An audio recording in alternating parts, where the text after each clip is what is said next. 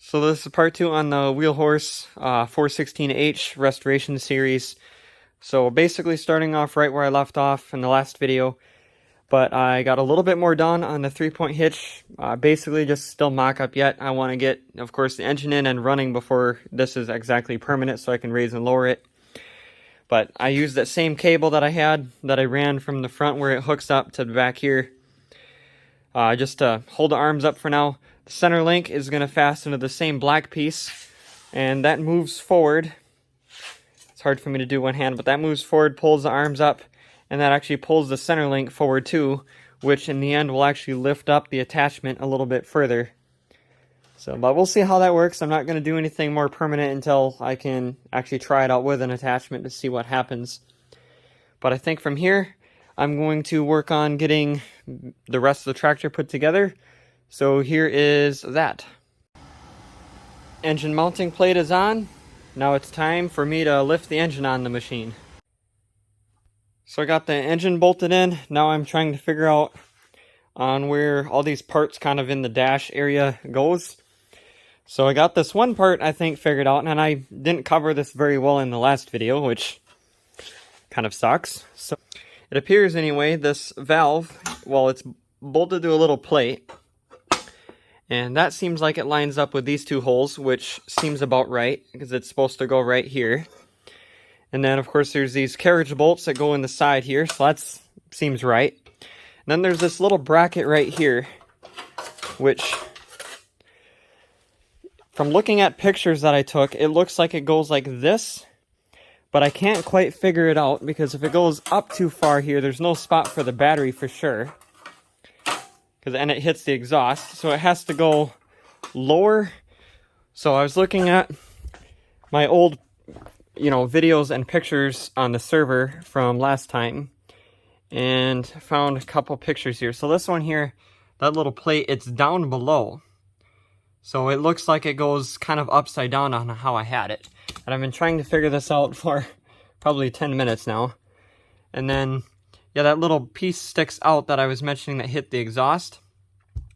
So I think I gotta flip that upside down. I'm gonna see if I can find another picture. Of course there it's already tore apart, so that ain't gonna help.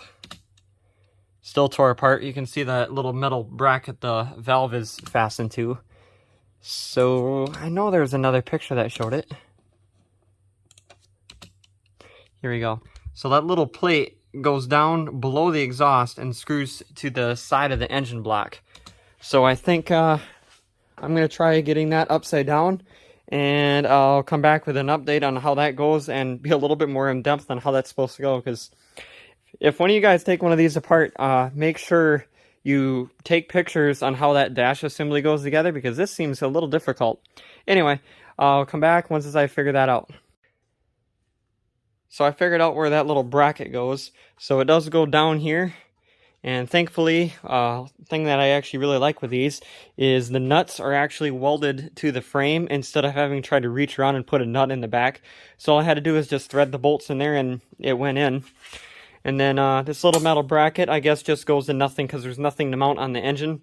So I think that's going to fasten that bracket or that little cover that covers up the belt. And then another thing at this point that I would probably recommend doing is installing this PTO engager lever before you can't get it in here. You install that at the same time as this battery tray support. And then you need a snap ring tool to remove the snap ring. And then this is also the point where you install the steering column, because once this little piece here that has the throttle and choke is installed, it would be impossible to get that in there. But I'm going to get this that piece there bolted on, and then maybe start cleaning up the rusty gauge bracket and get the wiring in, and I'll come back and I'll show you the progress. So I made a bunch of progress. I got the rest of the dash put together. I got the wiring installed. The wiring on this, somebody already bypassed all of the safety switches. So like this switch back here has some tape with a zip tie going around it. And then, of course, these two wires here go to the rear lights, which I have, that I'm going to hook up. And then the safety switch in the middle here, which is for the shifter, was just completely unplugged. So the wire is right here for that. And then The other switch, which is something I should have put in before attaching all this dash together, but I totally didn't think of it, is this switch here, which tells it if the PTO is engaged. I'm trying to dig this out to show you. So this here I kind of forgot about, so I'm like, you know what, it doesn't really have a purpose, because you can engage or disengage the PTO without, you know, having to sit on it or anything, so that switch doesn't matter, because the rest of them are bypassed. So I'll just tuck that down there and kind of forget about it. The next thing to hook up is this little circuit board with the lights on it, which some of these lights won't work because said safety switches are bypassed, which is what some of these say, but it is whatever. So I'm gonna get this little board put on, which I cleaned this up, and there's a little waterproof coating on it, so that all seems to be in good shape, so I can just put this on there. But I'm gonna get the rest of the wiring figured out and come back, and I think we'll start getting the floorboards and fenders put on. Got the floorboards sitting on here loosely. I didn't tighten them down completely because I wanted to put the actual fenders on before that to make sure everything gets lined up correctly. The next thing I'm going to do here is I'm going to get the fuel tank put on and then probably put the fenders on and the hood. So I found a little issue with my 3-point hitch design, which is the reason why it's not on the tractor anymore. So it actually hits the fuel tank on this side and on this side, so that whole bracket I made isn't going to work. And then of course in the back here there is a spot for it, but not where I had it, so that kind of sucks. So I did leave the cable in there, so I'm hoping I can just, instead of having this bracket here, the like pivot point, I can just have this cable go directly to the hitch arms, and then I gotta make something to attach probably to the bolts right here that the center link attaches to. So it just makes it a little bit more difficult, but I think I can still make it work. But I'm gonna get these fenders on and probably the hood put on and come back and I'll give you another update. So I got the fenders and hood put on, as well as like the side panels. I got these rear lights installed, which I was kind of bummed out when I opened them up, finding out they're LED. I've had kind of a bad experience before with the charging system on these Onins with LEDs. They tend to blow them up, at least the 2 other times I tried. They don't last. I think the voltage is just too inconsistent for them. But I kind of wish I would have bought those little kind of oval reflectors that resemble these, because if you look at it from the side, especially kind of like up close, they really stick out. It kind of looks hideous to me. But nah, we'll see.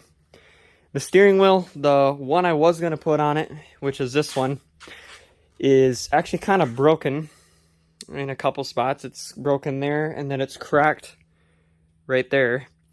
And then this part here is a little messed up and it's bent. So I'm like, you know, that's got too many things wrong with it. I'm not going to put that on, so I might have to put on the one that came with the tractor, as much as I think it's ugly, but we'll see. And of course I got to switch out the seat because it's ripped and that's not going to work with the rest of the tractor. The 3-point hitch, I got a bunch more of trying to figure out how to get that to work because that gas tank is in the way.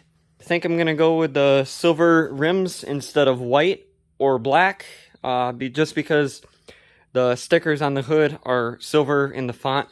So I'm kind of thinking, you know, looking at the front rim that's silver compared to that, and ignore the back. I think that actually is going to be what I'm going to do instead of white or even black rims. So I had thought of even one time doing black rims, but like, you know, I kind of like the silver. So, but we'll see. But that is going to be it for this video. I got a pretty good amount of the tractor done. There's just some kind of minimum things left to do. But yeah, next time you see this, I should have it running and driving, and that 3-point hitch should be working.